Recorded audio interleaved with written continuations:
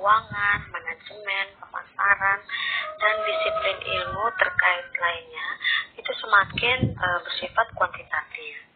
Oleh karena itu, mahasiswa pada semua jurusan, hampir di semua jurusan ekonomi itu diwajibkan untuk mengambil mata kuliah ekonometrika. Jadi secara sederhana bisa kita artikan bahwa ekonometrika itu merupakan sebuah pengukuran indikator ekonomi. Namun ekonometrika itu bukan hanya sekedar pengukuran secara kuantitatif terhadap konsep-konsep ekonomi seperti PDB, produk domestik bruto, inflasi, impor, ekspor. Namun ekonometrika juga itu bisa memiliki arti yang sangat luas,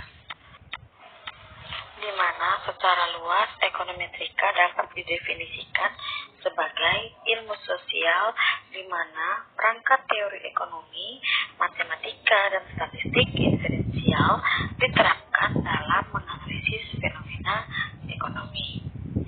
Jadi ini yang diambil dari dalam buku pengertian yang dalam buku Gujarati. Namun ada banyak juga pengertian lainnya seperti dalam Gujarati juga, dalam Samuelson dalam Gujarati juga ditemukan bahwa ekonometrika ini sebagai hasil dari suatu tinjauan tertentu tentang peran ilmu ekonomi mencakup aplikasi statistik matematik atas data ekonomi guna memberikan dukungan empiris terhadap model yang disusun berdasarkan matematika ekonomi serta memperoleh hasil berupa angka-angka. Namun secara garis besar bisa kita artikan bahwa ekonometrika itu terdiri dari 3, yaitu teori ekonomi, matematika ekonomi, dan statistika ekonomi. Jadi ekonometrika itu merupakan mata kuliah yang patut dipelajari secara persis karena ada beberapa alasan. Jadi tiga teori tadi ini, teori ekonomi, matematika, dan statistika ekonomi ini menjadi alasan kenapa kita harus belajar ekonometrika. Jadi misalnya dalam teori ekonomi kita akan membuat pernyataan atau hipotesis yang sebagian besar itu bersifat kualitatif. Contohnya, teori mikroekonomi itu mengatakan bahwa dengan asumsi hal-hal lain bersifat konstan yang kita kenal dengan istilah ceteris paribus, maka kenaikan harga suatu barang atau jasa diperkirakan akan menurunkan jumlah permintaan atas barang dan jasa tersebut. Jadi teori ekonomi mendalilkan suatu hubungan yang bersifat negatif atau terbalik antara harga dan jumlah permintaan barang yang dikenal dengan istilah kita disebutnya kaidah permintaan dengan kurva yang menurun, atau secara sederhana kita sebut kaidah permintaan. Nah, akan tetapi teori itu sendiri tidak memberikan suatu ukuran dalam angka mengenai kuat lemahnya hubungan di antara kedua variabel tersebut. Jadi dalam hal lain, teori ekonomi tidak menyebutkan berapa banyak permintaan barang atau jasa yang akan naik atau akan turun sebagai akibat dari perubahan tertentu atas harga atau barang dan jasa tersebut.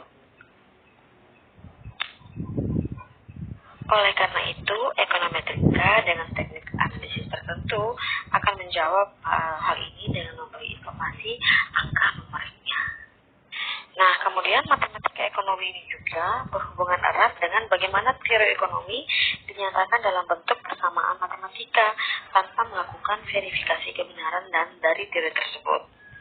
Di lain pihak, ekonometrika ingin membuktikan kebenaran teori ekonomi secara empiris.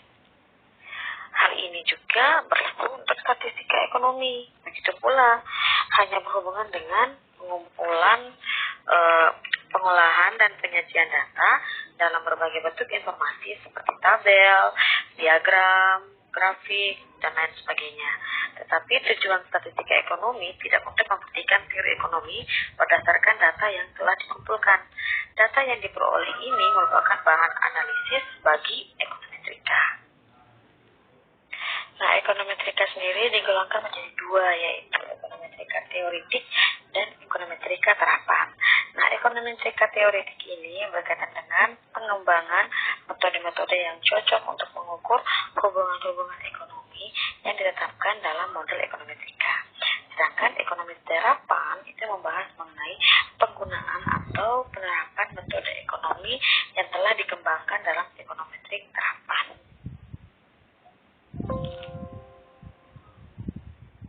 Kendati statistik matematik menyediakan banyak perangkat yang dapat digunakan bagi pengujian teori ekonomi, namun pakar ekonometrika juga sering memerlukan metodologi khusus karena sebagian besar data ekonomi itu bersifat unik, yakni bahwa data tersebut tidak selalu dihasilkan melalui suatu eksperimen data ekonomi yang terkendali ya, seperti halnya pakar bidang meteorologi, pakar ekonometrika umumnya tergantung pada data yang tidak dapat dikendalikan secara langsung. Jadi data tentang konsumsi, pendapatan, investasi, tabungan, harga-harga itu yang dikumpulkan oleh instansi pemerintah maupun swasta. Pada hakikatnya bukan dihasilkan dari suatu eksperimen. Nah, pakar ekonometrika ini mengambil data ini apa adanya. Hal ini menimbulkan persoalan-persoalan khusus yang biasanya tidak dihadapi dalam statistik matematik. Lagi pula, data semacam itu mungkin mengandung kesalahan pengukuran atau mungkin juga tabulatan, dan pakar ekonometrika mungkin perlu mengembangkan metode analisis khusus guna mengatasi masalah kesalahan pengukuran tersebut. Nah, metodologinya itu untuk metode ekonometrika yang pertama itu kita mulai dari membuat pernyataan, teori atau hipotesis. Nah, pada langkah awalnya ini kita mencari teori ekonomi yang cocok dengan topik yang ingin kita pelajari. Dalam teori ekonomi tenaga kerja, jadi ada dua hipotesis yang saling berlawanan dengan pengaruh keadaan ekonomi terhadap kesediaan orang untuk bekerja.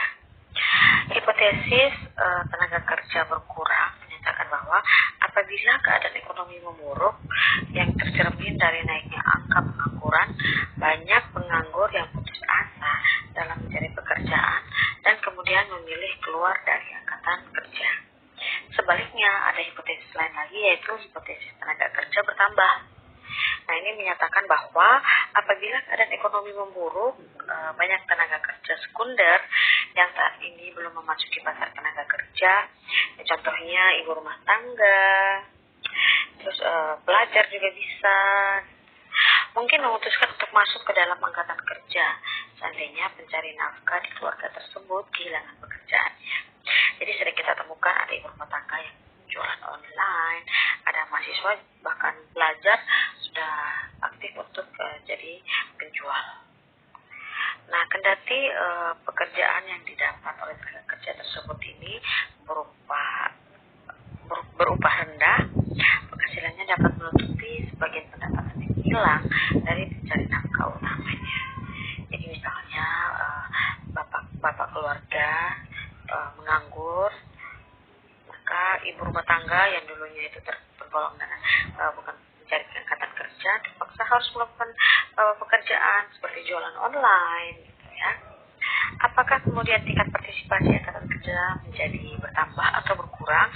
Jadi itu akan tergantung pada kekuatan relatif antara efek tenaga kerja bertambah dan efek tenaga kerja berkurang. Bila efek tenaga kerja tadi bertambah atau hipotesis tenaga kerja tadi bertambah lebih dominan, maka tingkat partisipasi angkatan kerja akan meningkat kendati pun angka pengangguran tinggi. Sebaliknya, jika efek tenaga kerja berkurang lebih dominan, maka tingkat partisipasi angkatan kerja akan menurun. Nah, bagaimana kita dapat menyelidiki hal ini? Nah, inilah yang akan sekarang kita pelajari dan kita menjadi pertanyaan empiris untuk kita.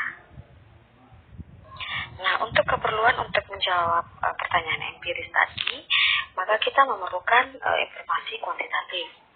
Nah, informasi yang kita butuhkan itu yang pastinya data yang akan menjawab tentang pengaruh relatif tadi. Nah, ada dua yang variabel akan kita ambil, yaitu angka pengangguran dan tingkat partisipasi angkatan kerja. Nah, data yang akan kita gunakan ini juga ada berbagai macam jenis data. Nanti akan kita bahas berikutnya.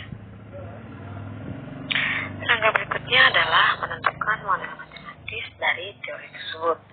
Nah, untuk mengetahui pengaruh angka pengangguran terhadap tingkat partisipasi angkatan kerja, maka hal pertama yang perlu dilakukan adalah kita menggambarkan kedua variabel tersebut dalam bentuk diagram pencar atau scatter diagram. Diagram pencar tersebut itu bermanfaat untuk memperlihatkan bahwa bagaimana korelasi antara tingkat partisipasi angkatan kerja itu berkorelasi negatif dengan angka pengangguran, yang kemungkinan menyiratkan bahwa efek tenaga kerja berkurang lebih besar daripada efek tenaga kerja bertambah sebagai tafsiran awal. Nah, kita dapat menggambar sebuah garis lurus melalui titik-titik yang terpencar dan menuliskan hubungan antara tingkat partisipasi angkatan kerja dan angka pengangguran dengan model matematis sederhana. Persamaan ini menunjukkan bahwa tingkat partisipasi angkatan kerja itu berkorelasi linear dengan angka pengangguran. Beta 1 dan beta 2 itu disebut sebagai parameter dari fungsi linear, di mana beta 1 itu disebut sebagai titik potong yang menyatakan besarnya nilai tingkat partisipasi angkatan kerja bila mana angka pengangguran sebesar 0.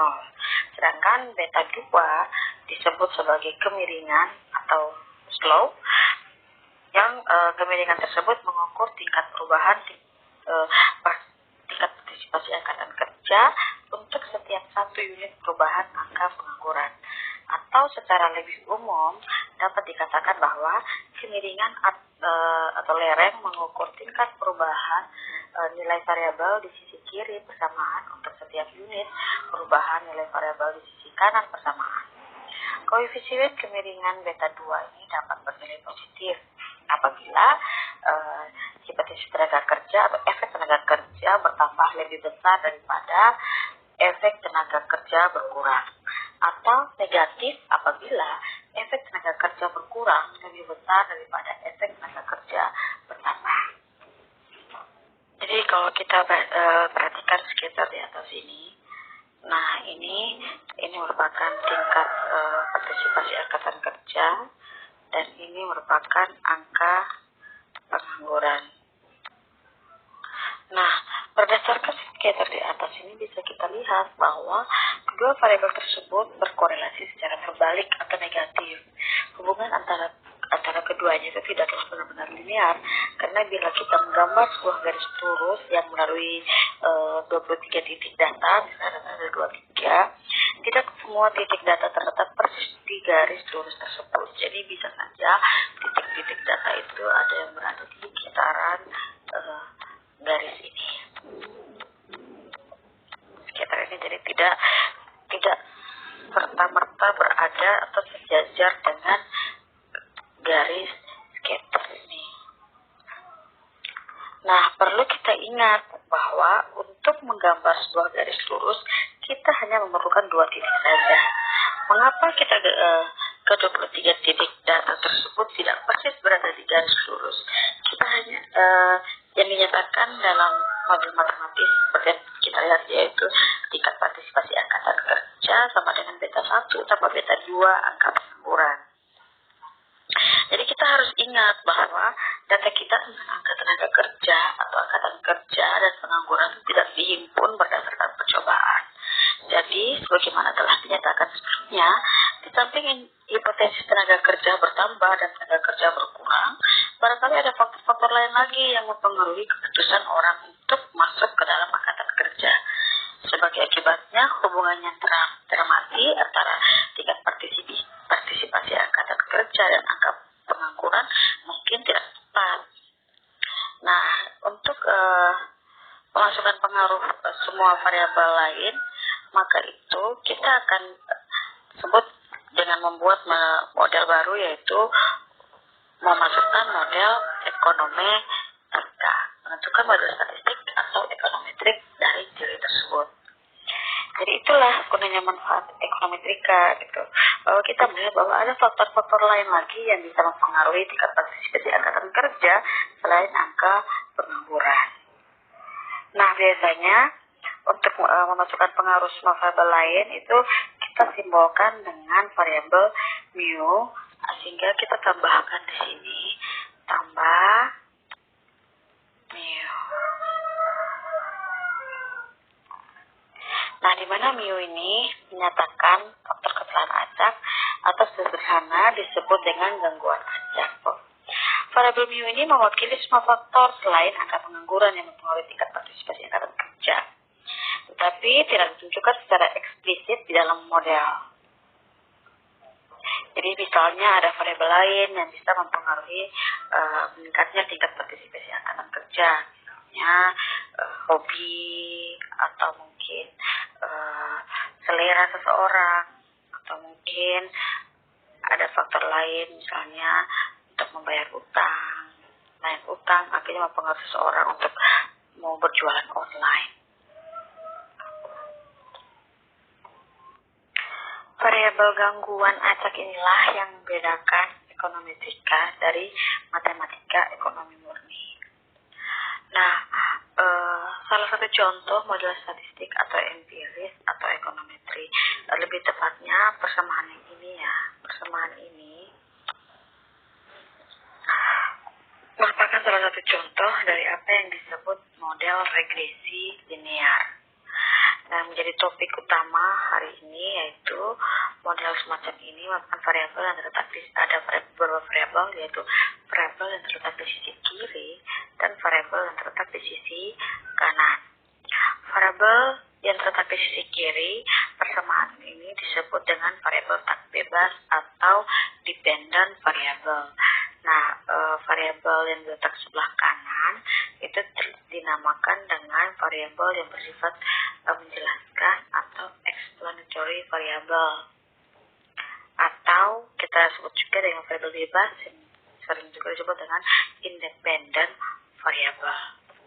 Dalam analisis regresi linear, sasaran utama kita adalah menjelaskan perilaku suatu variabel, yakni variabel yang tak bebas tadi atau variabel dependent, sehubungan dengan perilaku satu atau lebih variabel lain, dalam hal ini variabel bebas atau variabel independen, dengan memperhitungkan fakta bahwa hubungan antara semua variabel tersebut bersifat tidak pasti.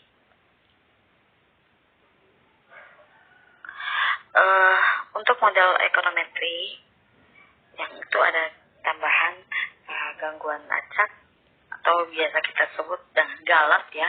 Mungkin kita akan lebih sebut itu dengan istilah galat. Itu adalah galat. Nah, hal ini berarti dalam persamaan sebelum adanya galat ini berarti bahwa matematika ekonomi dan ekonometrika itu merupakan dua disiplin ilmu yang bersifat saling melengkapi. Jadi kalau matematika tadi tidak menampilkan galat karena memang hanya memmatematikakan teori yang ada gitu. Kemudian di dalam teori ekonometri kita menambahkan galat. Kenapa? Karena kita melihat bahwa ada faktor lain lagi yang dapat mempengaruhi tingkat partisipasi angkatan kerja, di mana data yang kita peroleh itu, data awal itu adalah data yang tidak dilakukan dengan sebuah percobaan, sehingga kita bisa mengantisipasi atau bisa melihat lain lagi bahwa ternyata ada variabel-variabel lain yang bisa mempengaruhi tingkat partisipasi angkatan kerja selain angka pengangguran. Nah, untuk lebih jauh lagi, kita juga perlu mengingat bahwa ada hubungan yang namanya hubungan sebab akibat. Di dalam model regresi itu kita nyatakan bahwa tingkat partisipasi angkatan kerja adalah variabel yang tak bebas, sedangkan angka pengangguran adalah variabel bebas atau variabel yang bersifat menjelaskan. Apakah hal ini merupakan hubungan antar variabel tersebut memiliki hubungan sebab akibat? Nah, dalam hal ini, apakah angka pengangguran itu merupakan faktor penyebab, sedangkan tingkat partisipasi angkatan kerja merupakan faktor akibat? Dengan kata lain, apakah regresi menyeratkan adanya hubungan sebab akibat? Nah, tidak perlu demikian keadaannya. Suatu hubungan statistik itu betapapun kuat dan meyakinkan tidak dapat menentukan hubungan sebab akibat. Jadi gagasan tentang hubungan sebab akibat itu tentulah berasal dari luar ilmu statistik, yaitu pada intinya berasal dari beberapa teori yang ada. Contohnya kita teori ekonomi. Hipotesis tenaga kerja berkurang yang menentukan ada tidaknya hubungan sebab akibat antara variabel tak bebas dan variabel bebas. Jika hubungan sebab akibat tidak dapat ditentukan, maka lebih tepat bila kita menyebut hubungan atau sebagai prediktif atau sebagai hubungan prediktif. Berdasarkan nilai angka pengangguran tertentu, dapatlah kita memprediksi besarnya tingkat partisipasi angkatan kerja. Langkah berikutnya adalah menaksir parameter dari model ekonometri yang sudah dipilih. Nah, parameter bagaimana cara kita menentukan taksiran? Untuk menentukan parameter kita menggunakan taksiran. Nah, bagaimana cara kita memperoleh angka-angka taksiran untuk kedua parameter ini? Untuk parameter beta 1 dan beta 2, maka kita akan menggunakan OLS atau ordinary least square atau bahasa Indonesia adalah metode kuadrat terkecil biasa atau metode kuadrat terkecil. Nah, nanti untuk gambaran datanya akan kita tuliskan di video selanjutnya ya. Jadi ini hanya cuman gambaran datanya. Nah, untuk taksirannya di sini kita menaksir bahwa beta 1-nya adalah 69,99 dan beta 2-nya adalah minus 0,65. Nah, untuk menyamakan persamaan kita ini adalah sebuah taksiran, maka kita akan menggunakan topi. Topi ini bisa dilambangkan bahwa persamaan ini merupakan taksiran. Nah, jadi di sini kita bisa lihat taksiran dari beta 1 70. Nah, di sini kira-kira 70 dan beta 2 itu kira-kira minus 0,65. Nah, jika angka pengangguran meningkat sebesar 1 unit, yakni 1%, maka ceteris paribus atau tingkat partisipasi angkatan kerja diperkirakan akan menurun rata-rata sekitar 0,65%. Angkatan kerja sebesar rata-rata 0,65% yang barangkali menunjukkan bahwa efek tenaga kerja berkurang lebih dominan. Kita mengatakan secara rata-rata karena keberadaan variabel dan galat itu sebagaimana yang telah kita sebutkan sebelumnya membuat hubungan antara tingkat partisipasi angkatan kerja dan angka pengangguran menjadi tidak begitu tepat. Sedangkan nilai 69,99 ini maksudnya adalah nilai sebesar 69,99 menunjukkan bahwa nilai rata-rata tingkat partisipasi angkatan kerja akan sebesar kira-kira 69,99% apabila angka pengangguran sebesar 0. Nah, dalam hal ini sekitar 69,99% penduduk sipil usia kerja akan memasuki angkatan kerja apabila angka pengangguran sebesar 0 atau yang disebut kondisi kesempatan kerja penuh atau full employment. Langkah berikutnya adalah memeriksa kecocokan model atau pengujian spesifikasi model. Jadi kita mau melihat seberapa cocokkah model kita yang sudah kita buat. Memang benar bahwa orang akan mempertimbangkan kondisi pasar tenaga kerja itu yang diukur dengan angka pengangguran sebelum memasuki pasar tenaga kerja. Jadi contohnya pada tahun 82, di mana pada tahun tersebut terjadi resesi. Jadi angka pengangguran sipil di Amerika Serikat itu mencapai sekitar 9,7%. Bandingkan dengan angka pengangguran pada tahun 2001 yang hanya sebesar 4,8%. Nah, orang mungkin lebih tidak tertarik masuk ke dalam pasar tenaga kerja pada saat angka pengangguran mencapai 9% dibandingkan pada waktu angka pengangguran sebesar 5%. Akan tetapi, ada faktor-faktor lain yang juga berpengaruh terhadap keputusan seseorang untuk masuk ke dalam angkatan kerja. Contohnya, tingkat upah atau pendapatan per jam yang berlaku di pasar tenaga kerja juga merupakan variabel penentu yang penting. Setidaknya dalam jangka pendek, tingkat upah yang lebih tinggi dapat menarik lebih banyak pekerja ke dalam pasar tenaga kerja dan asumsi bahwa semua hal lain tidak berubah atau ceteris paribus. Nah, untuk mengetahui bobot dari variabel tersebut, kita juga akan menggunakan data tentang rata-rata pendapatan real per jam, di mana pendapatan real itu dihitung berdasarkan harga kontan pada tahun 1982. Nah, ini persamaan seperti yang ini. Tingkat partisipasi angkatan kerja ditambahkan dengan angka pengangguran dan rata-rata pendapatan real per jam. Nah, persamaan ini merupakan salah satu contoh model regresi linear berganda. Berbeda dengan persamaan yang di atasnya. Itu merupakan salah satu contoh model regresi linear sederhana. Nah, dalam model regresi dua variabel ada satu variabel bebas, sedangkan dalam model regresi berganda ada beberapa variabel bebas atau banyak. Perhatikanlah bahwa dalam model regresi berganda, persamaan yang kedua itu kita juga memasukkan faktor gangguan acak atau yang kita sebut dengan galak, karena berapapun jumlah variabel bebas yang dimasukkan ke dalam model tidak akan mampu untuk menjelaskan sebelumnya tentang perilaku variabel tak bebas. Berapa banyak variabel yang dimasukkan ke dalam model regresi berganda merupakan keputusan yang harus diambil peneliti dalam situasi tertentu.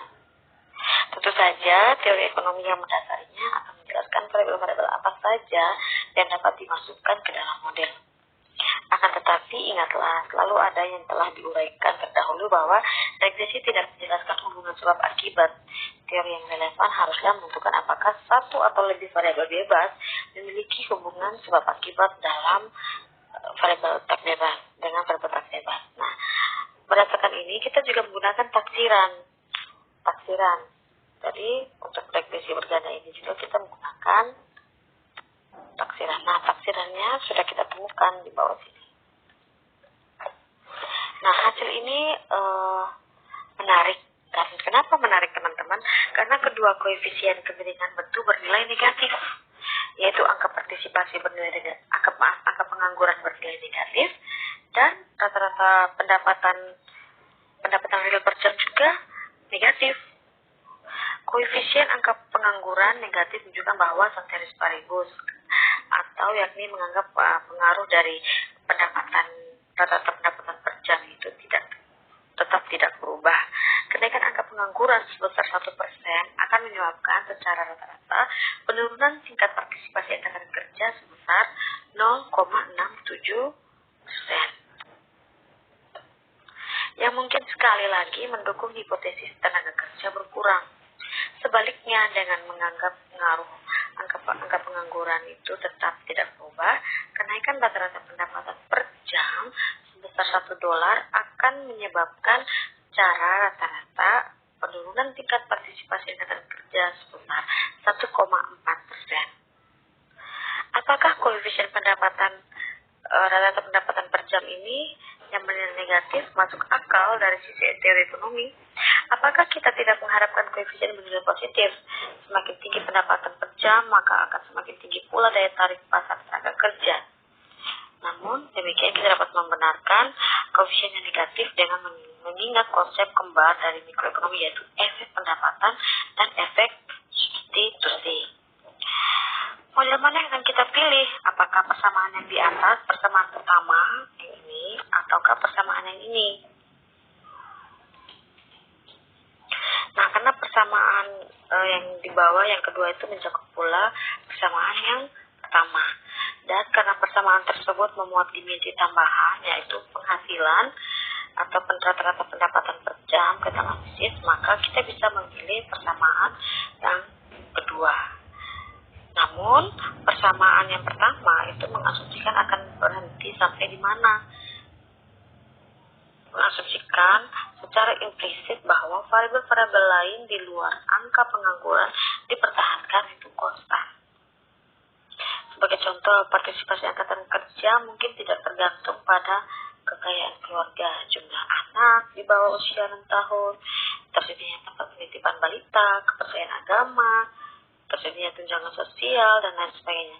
Kendati pun data tentang variabel-variabel ini tersedia, kita mungkin tidak ingin memasukkan semua variabel tersebut ke dalam model, karena tujuan pengembangan model ekonometri adalah bukan untuk menangkap realitas secara keseluruhan, melainkan hanya segi-segi yang penting saja. Jadi bila kita memutuskan untuk memasukkan semua variabel yang mungkin ke dalam model regresi, model tersebut akan menjadi susah dipakai dan sangat tidak praktis. Model yang akhirnya dipilih haruslah merupakan replika yang cukup masuk akal dari realitas yang sesungguhnya sekali lagi harus masuk akal. Nah, kita akan membahas masalah ini lebih lanjut dan kita akan mengetahui sampai sejauh mana kita dapat mengembangkan sebuah model. Setelah memeriksa kecocokan model, maka berikutnya adalah menguji hipotesis yang dihasilkan dari model. Jadi kita melihat bahwa apakah hasil yang kita dapatkan ini sudah sesuai dengan hipotesis yang kita lakukan sejak awal, yaitu membuat pernyataan teori atau hipotesis. Kemudian langkah berikutnya adalah menggunakan model untuk melakukan prediksi atau peramalan. Jadi di sini kita bisa mengandaikan jika seandainya angka pengangguran itu meningkat sebanyak 100 jiwa, maka besarnya tingkat partisipasi angkatan kerja adalah 12,5. Jadi, meskipun kita mengkaji metodologi ekonometri dengan menggunakan contoh dari ilmu ekonomi, seperti ini kita gunakan contoh tenaga kerja. Nah, perlu kita beritahukan atau kita tegaskan bahwa prosedur yang sama ini juga dapat digunakan untuk menganalisis hubungan kuantitatif antar variabel-variabel yang ada pada disiplin ilmu lainnya, seperti ilmu bidang politik, hubungan internasional, psikologi, sosiologi, meteorologi, kedokteran. Di berbagai disiplin ilmu lainnya, kita juga menggunakan analisis regresi untuk menganalisis hubungan kuantitatif antar variabel yang sesuai pada disiplin ilmu masing-masing. Keberhasilan dari setiap analisis regresi tergantung dari ada tidaknya ketersediaan data. Oleh karena itu, kita akan membahas tentang sifat, sumber, dan keterbatasan data yang dijumpai dalam pengumpulan data.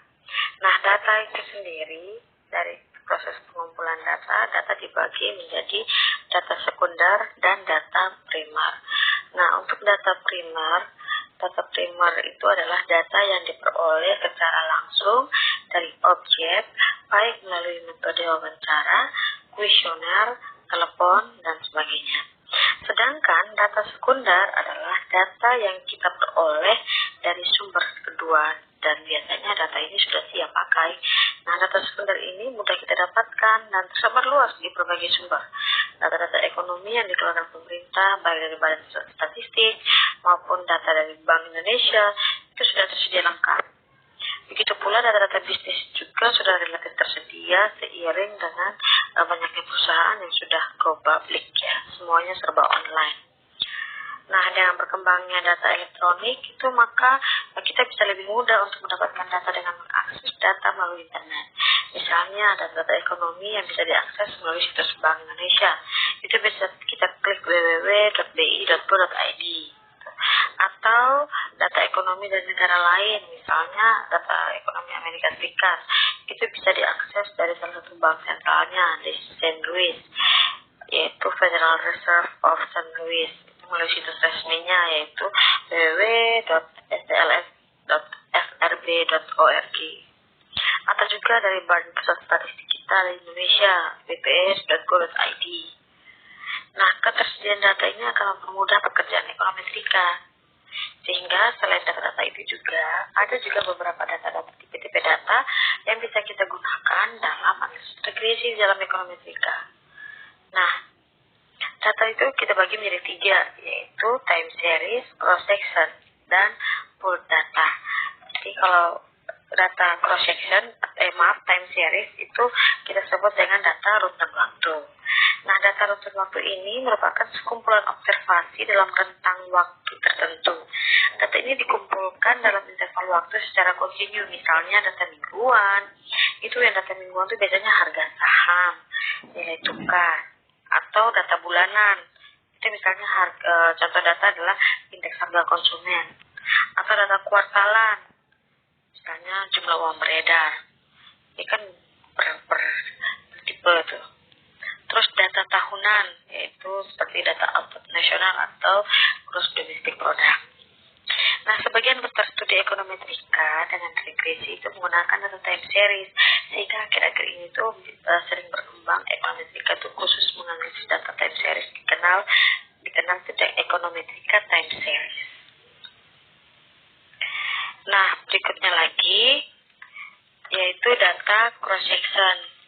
Nah, data cross section ini bahasa lainnya adalah data antar tempat atau ruang. Data ini merupakan data yang dikumpulkan dalam kurun waktu tertentu dari sampel. Misalnya, sensus penduduk yang dilakukan oleh Badan Pusat Statistik bagi seluruh penduduk Indonesia pada kurun waktu tertentu. Contoh lain adalah data sensus pertanian. Itu dilakukan dalam tahun tertentu di seluruh provinsi di Indonesia. Dari sensus pertanian ini akan didapatkan data tentang produksi padi, input yang digunakan seperti bibit, pupuk, dan tenaga kerja. Sebagaimana pada data time series, data ini juga mengandung kelemahan berkaitan erat dengan masalah heterogenitas datanya. Misalnya dalam kasus sensus pertanian untuk produksi padi, kita akan mendapatkan variabilitas data dari satu provinsi ke provinsi yang lain. Ada provinsi yang relatif besar hasilnya dan ada provinsi yang relatif kecil produksi padinya. Nah, berikutnya adalah panel data atau pool data. Data ini merupakan gabungan antara data time series dan cross section data. Misalnya, kita ingin mengetahui perkembangan harga di Indonesia. Nah, untuk mendapatkan perkembangan gambaran harga ini, maka kita bisa mengumpulkan seluruh indeks harga konsumen di seluruh Indonesia pada waktu tertentu dan kemudian digabungkan dengan data perkembangan harga masing-masing provinsi dalam kurun waktu tertentu. Oke teman-teman, sekian materi tentang konsep dasar ekonometrika. Kita akan lanjut dengan materi berikutnya di video berikutnya. Selamat belajar.